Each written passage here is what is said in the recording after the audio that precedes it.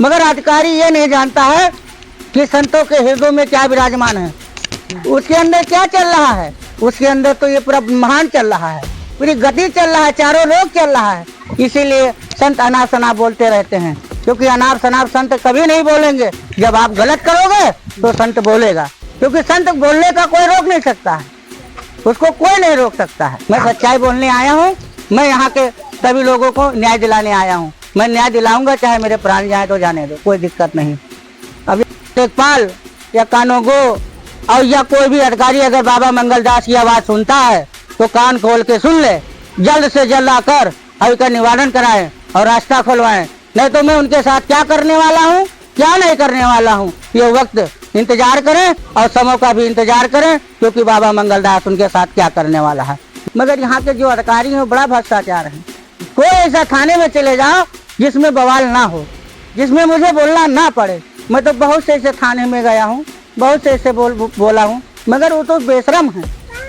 वो बेशरम, उनकी आंखें अंधी हो चुकी हैं, क्योंकि उनको जानना है कि अगर हम इनके अलग आँख उठा के देखेंगे तो आँख निकाल दी जाएगी, हम अंधे हो जाएंगे कि लड़का इनका है और नाम दूसरे का दर्ज हो जाता है खाली चावल के लिए। इतना होगी आप बैठे क्या देख रहे हैं, ऐसे अधिकारियों को तुरंत निकाल के और कूड़े में बहा दिया जाए। मगर यहाँ न्याय अधिकारी नहीं देते हैं, कोई अधिकारी नहीं देता है। यहाँ तो सिर्फ मुझसे लूटा जाता है। जो मुलजिम है, जो घूम रहा है, अपराधी है, उसको तो बाइज्जतबरी कर दिया जाता है, और जो गैर मुलजिम है उनको तो फांसी पे तख्त पे खड़िया दिया जाता है। अब आज मैं यहाँ आया हूँ उमड़ी दाहलो, जैसे यहाँ का देखिए मार्ग है, अब कितना जल भराव है, दिखा दीजिए। यहाँ देखिए कितना जल भराव, इनको आने जाने में कितनी दिक्कत होती है, कितना इनको दिक्कत झेलना पड़ता है, हर दुख का मुसीबत इनको झेलना पड़ता है। दिखा दीजिए। अब फिर इनका मार्ग भी जाता है इधर।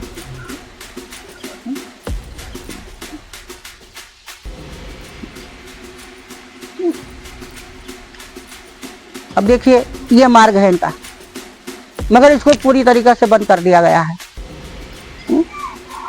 और उन अधिकारियों से मैं यही प्रार्थना करना चाहता हूँ, अगर वो अंधे बैठे ना हो, अगर वो बैठे भी हैं तो अगर हमारी आवाज़ उनके तक पहुँच रही है तो कान खोल के सुन लें, तत्काल जल्द से जल्द आकर का निर्माण करें और रास्ता खुलवाएं। नहीं तो मैं उनके लिए वक्त क्या करने वाला हूँ, क्या नहीं करने वाला हूँ, समय बताएगा उनके लिए। मतलब पहले रास्ता था, वो रास्ता को इस समय बंद कर दिया गया है। अच्छा। वो रास्ता इस समय बंद कर दिया गया है। इनको आने जाने में बहुत दिक्कतें हो रही हैं। तो मैं इसी सभी लोगों से यही करना चाहता हूँ, और जितने लोग भी हमारे यहाँ समाज खड़ी हुई है और जितने भी हमारे साथी हैं, हम सभी लोगों से यही प्रार्थना करता हूँ कि सब लोग थोड़ा थोड़ा अपना अपना दान और हाथ धर के इनका रास्ता का दिलाने का काम करें। और जब रास्ता हो जाएगा तो हमारा मार्ग हो जाएगा। मार्ग का मतलब ये होता है कि आने जाने के रास्ते की बात नहीं होती, वो हमारा एक रास्ता बन जाता है, सामाजिक रास्ता बन जाता है। तो इसलिए मैं अपने कानून से और अपने हर सभी नागरिकों से यही प्रार्थना करता हूँ कि कम से कम कुछ क्षण के लिए यहाँ आकर और इनको रास्ता दिलाया जाए, और बाकायदा इनको किसी प्रकार की कोई लड़ाई या झगड़ा कुछ भी ना हो, मगर इनको रास्ता दिलाया जाए। मगर हमारे यहाँ जो अधिकारी हैं वो तो घोर अपराध करते हैं, वो तो खाली कुर्सी तोड़ते हैं, खाली जनता को लूटते हैं, खाली सभी लोगों को टॉर्चर करते हैं, क्योंकि टॉर्चर करना उनका काम है, क्योंकि सरकार से तो पेट भरता नहीं है। वो इनको लड़ा कर और फिर उसके बाद उनके वहाँ गड्डी पहुँच जाती है, उनका काम कर दिया जाता है। अगर अधिकारी हमारे जिस दिन सोच हो जाएंगे उस दिन हमारे भारत का और भी नाम होगा, और भी काम होगा, और हमारे नागरिक, हमारे युवा शक्ति जो बढ़ रहे हैं, इनके अंदर एक विश्वास जगेगा, इनके अंदर एक जोश होगा कि हमारे भारत देश में क्या क्या, यहाँ पे हर वर्ग के लोग रहते हैं और सभी समाज के लिए अपने जीते हैं, और सब लोग भी मेहनत करते हैं, मजदूरी करते हैं, जो भी जैसा चलता है वो अपने हिसाब से चलाते हैं। मगर यहाँ के जो अधिकारी हैं बड़ा भ्रष्टाचार है। कोई ऐसा थाने में चले जाओ जिसमें बवाल ना हो, जिसमें मुझे बोलना ना पड़े। मैं तो बहुत से ऐसे थाने में गया हूँ, बहुत से ऐसे बोला हूँ, मगर वो तो बेशरम है। वो बेशरम, उनकी आंखें अंधी हो चुकी हैं, क्योंकि उनको जानना है कि अगर हम इनके अलग आँख उठा के देखेंगे तो आँख निकाल दी जाएगी, हम अंधे हो जाएंगे।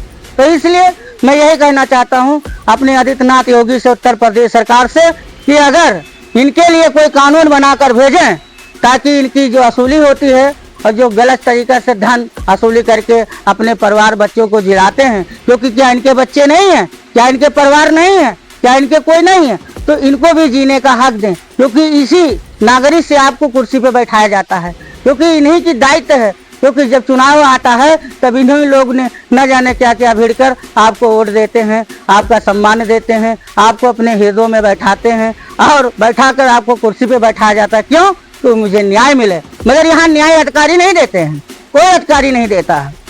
यहाँ तो सिर्फ मुझसे लूटा जाता है।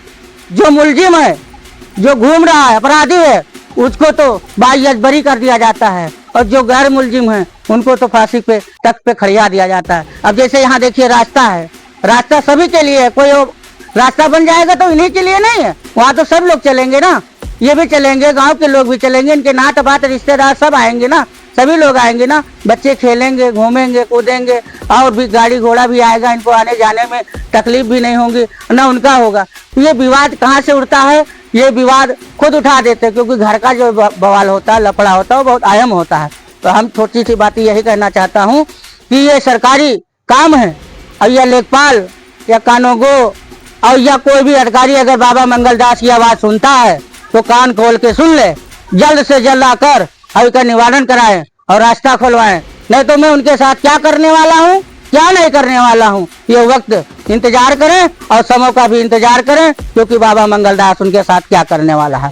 ठीक है, और आप अपना भी परिचय दे दीजिए। ये हमारे सदस्य हैं शिवसेना के, अभी इनको बनाया है, कुमार गुप्ता, उमरीदार। इनसे पूछ लीजिए। 8 साल से रास्ता हमारा बंद है, कोई नहीं सुनी से हमारा। 2 भाई हमारा उजर गए है रास्ते के चक्कर में, ये गांव में है रास्ते के चक्कर में हम कई घर गांव छोड़ के चले गए, कोई सुना उतना ही है। बताइए, पूरी कहानी बताइए। कोटेदार अपने घरे दर्ज कराए राशन निकाल, उस पर 50 रजिस्ट्री की नहीं, कोई अधिकारी नहीं सुनी, हम इन बेवकूफ बनावत है। अब देखिए ये कितना बड़ा घोर पाप है, कितना बड़ा पाप है। आप लड़का इनका है और नाम दूसरे का दर्ज हो जाता है, खाली चावल के लिए। अरे देवगी, आप बैठे क्या देख रहे हैं? ऐसे अधिकारियों को तुरंत निकाल के और कूड़े में बहा दिया जाए, क्योंकि बताओ लड़का इनका है और दर्ज अपने नाम बकरा है, चावल के लिए ना। एक लड़के का नाम नहीं है, 4 से 5 लड़के का काम है। अब बताइए, चावल के लिए बच्चा इनका है और नाम कोई दूसरा। ऐसे कोटेदारों को और ऐसे अधिकारियों को तुरंत तत्काल इनके लिए कानून बनाकर भेजें और इनको तुरंत नाले में डालें, सजा ना दिया जाए, तुरंत नाले में डालें, क्योंकि न रहेगी बात और न बाजेगी बांसुरी। क्योंकि न्याय तभी हो सकेगा जब एक चक्कर आप बोलोगे और उसको आपको परिणाम मिल जाएगा, कोई भी काम करने नहीं जाएगा।